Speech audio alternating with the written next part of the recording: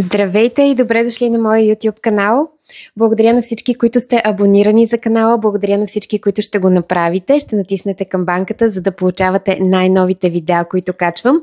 А сега е време да разгледаме седмицата 29 септември, 5 октомври.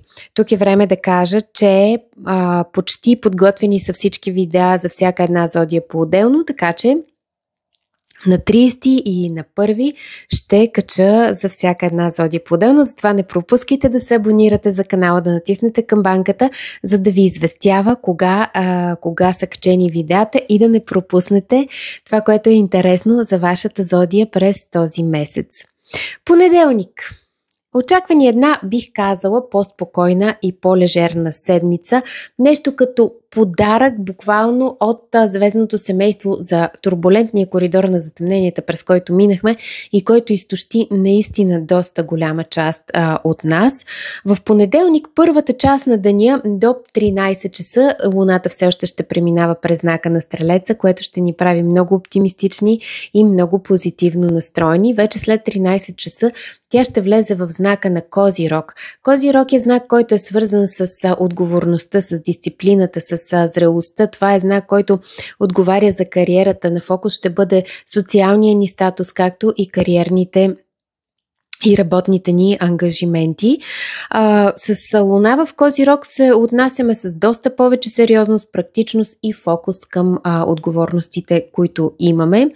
Идеален е момента, разбира се, да се занимаете с всичко, което е свързано с вашата работа, с вашата професия, да се съсредоточите върху работните си ангажименти. Емоционално, когато Луната преминава през знака на Козирога, не сме толкова емоционално ангажирани, няма чак такива големи емоционални амплитуди, може да се почувствате и леко дистанциране и да имате нужда от осамотение. Дайте си го, ако наистина усетите такова.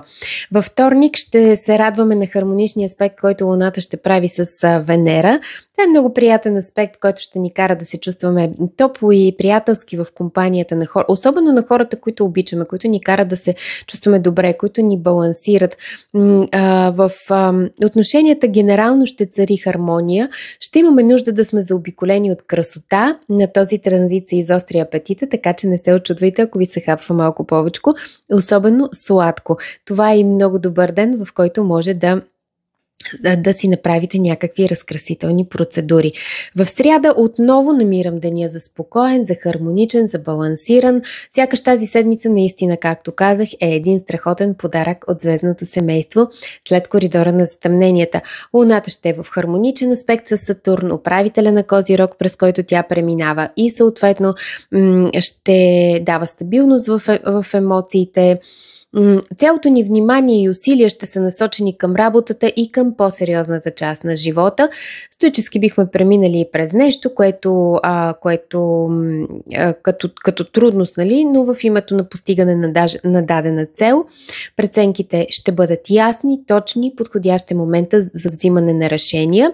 В четвъртък посрещаме Луната в знака на Водолея, най-свободолюбивия знак, и ще има и един напрегнат аспект на Меркурий с Юпитер. Но говорили сме много пъти, че дори напрегнатите аспекти с Юпитер, големия благодетел в астрологията, не носят някакви, Бог знае какви така неприятни усещания. Напротив, даже може да сме твърде оптимистично настроени.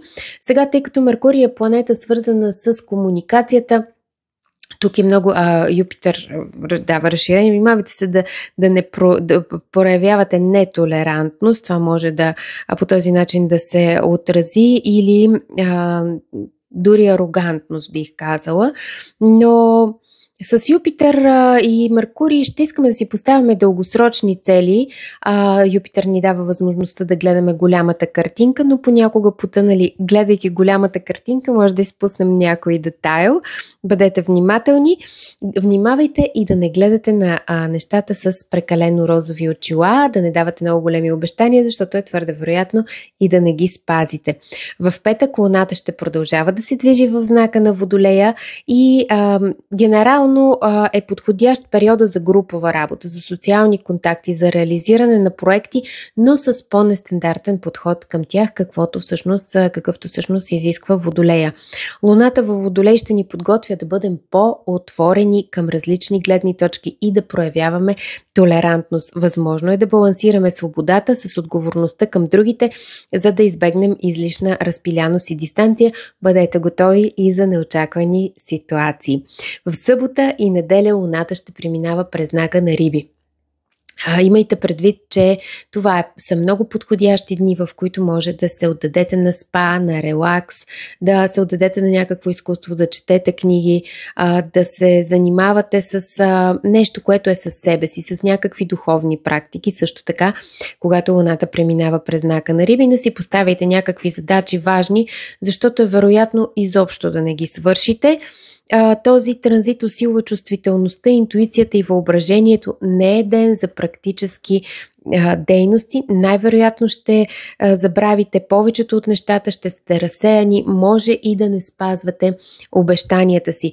В неделя продължава да действа рибешката енергия. Има един напрегнат аспект между Луната и Венера, който изобщо не е болка за умиране. Може някои хора изобщо даже и да не го усетят, при други може някакви недоразумения в взаимоотношенията да се, и то основно с роднините, да се в семейството да ескалира, но това ще бъде много за кратко и не мисля, че нещо, Бог знае какво, би донесло като негативни влияния. А ако нямате време да се наспите, то този уикенд наистина е превъзходен да го направите. Желая ви прекрасна седмица!